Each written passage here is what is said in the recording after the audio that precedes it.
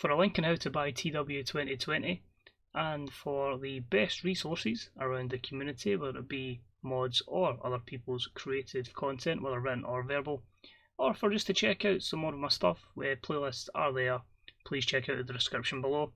With that being said, let's crack on with today's video. Hey folks, it's Maxie here and welcome to a new TEW2020 video.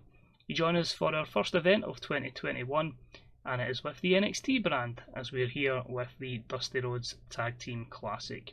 Delayed a little bit because of the Riddle and the Pete Dunne win, which somehow was in 2020. Honestly feels like it was the later part of 2019, but the more you know. Thanks to the pandemic for that. We've basically put together 8, I wouldn't say the best tag teams, but 8 decent tag teams, a mixture of up-and-comers, a mixture of guys that have been there, done that, been the top of the division and have kind of lost their way and are kind of like player coaches. And then, well, the NXT Tag Team Champions, the Grizzled Young Veterans, of course, a part of the Scarlet Empire Stadium. I was just going to make it the Classic, and just in terms of matches, but we have decided to bring in a match for the NXT Cruiserweight Championship, including a recently returned star to NXT, and a match for the NXT Heavyweight Championship between the Velveteen Dream and Karrion Kross.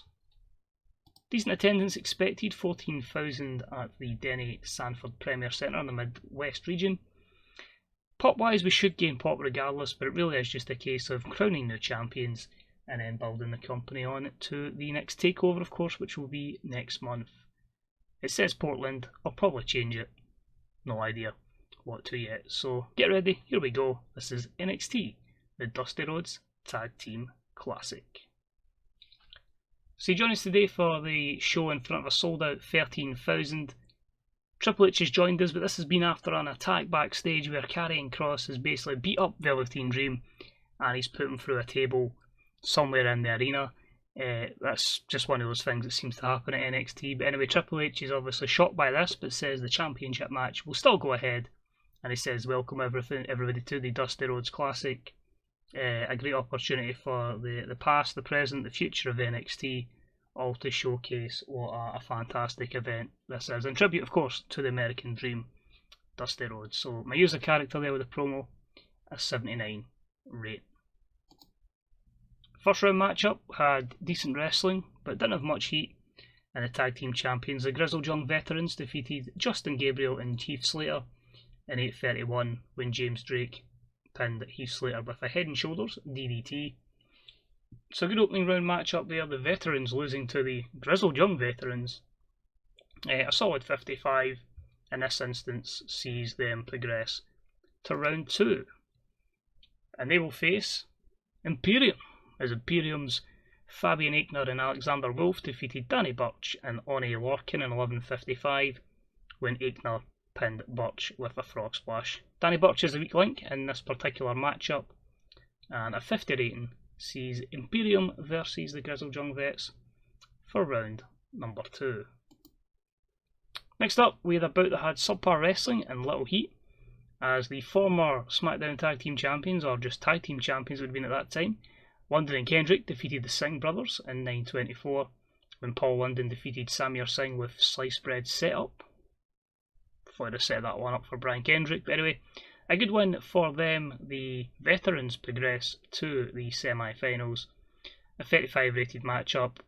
The Singh brothers just aren't over, basically, so they'll be used as enhancement talents, but unfortunately the crowd don't really have any interest in any of the 4 participants in this particular match. And the last first round matchup saw Time Splitters, Alex Shelley and Kushida defeat Indus Sher in 12:17 when Alex Shelley submitted Savar with a Border City stretch. So a nice victory for the Veterans here again. Indus Sher, it's a good opportunity for them in a big spotlight. And Malcolm Bivens, obviously he's got Indus Sher, he's going to be starting to be the manager of Jensen Fury. And it'll be interesting to see what Bivens Enterprises can do in the future. So 51 rating there for your quarterfinal matches. We then have the hero, the sir, the legend of NXT, Sir William Regal, and he said that the recently returned Ricochet and Jordan Devlin are going to battle for the Cruiserweight Championship tonight. In fact, you know what? Right now. So a 44 rating. Hopefully this does well. And yes, it did. Decent matchup. Devlin defeats Ricochet in 16:27 by moonsault, the 10th defence of his reign. A 70 rated matchup. Devlin's been outstanding. Maybe it can be something where Ricochet can gain from this, because it's been a great matchup on NXT and he's been faltering since I started having him losing to everybody in the main roster, just because I was struggling for baby faces. So hopefully this can kickstart him with realising that even at NXT there is some good competition. Semi-final matchup then was decent. Imperium defeated the Grizzled Young Veterans in 11:37 with Aichner over James Drake with a frog splash. Now the reason this only draws a 49 is obviously both heel teams, and we also had to protect James Drake, who wasn't too keen on putting Imperium over. But at the end of the day, we don't want the Grizzled Young Veterans dominating everything. You know, we want another team to show they've got claim in the tag team division. So overall, it's decent, but there's a reason why only the 49.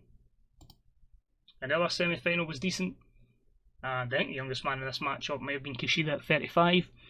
But a decent matchup. Time Splitters defeat Kendrick and London in 11:42 when Kushida pinned Paul London with a Midnight Express. Solid 63, we got the crowd back with it. Some very, very good performances there, and it's going to be between Imperium and Time Splitters. But Time Splitters don't get that break. Straight into a matchup, and in a decent matchup, Imperium defeat Time Splitters in 14:19 when Fabian Aichner pinned Alex Shelley with a frog splash. Meaning your Dusty Rhodes Tag Team Classic winners for 2021, despite me saying Dusty Cup 2020 because it was delayed, is Imperium.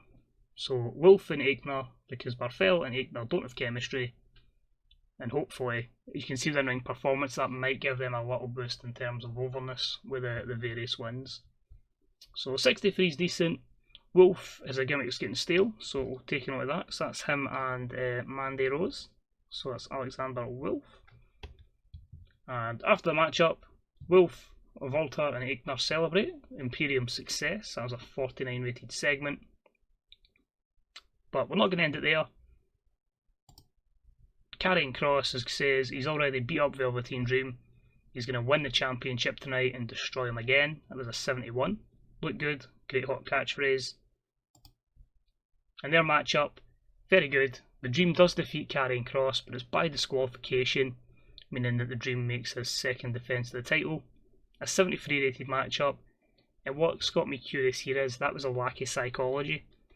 So if you take away maybe 5 or 6 points for that psychology, we could have been roughly looking at about a 79 rated match.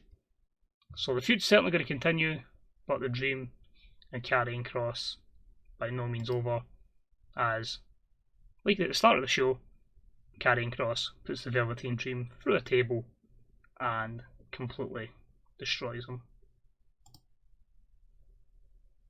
So, only a 57. And now you're wondering, what a great matches here, how the 57, because we utilise Aichner, Shelley, London, etc. too much. This is true, it's one of the negatives of doing a tournament in one night. You will get the people that have been used too much, but I'd rather book it in one night than have to do it through various NXTs and stuff like that. I might use that going forward. But because NXT doesn't really necessarily have the need to gain pop, because we're a development company, then I wasn't really bothering too much about that.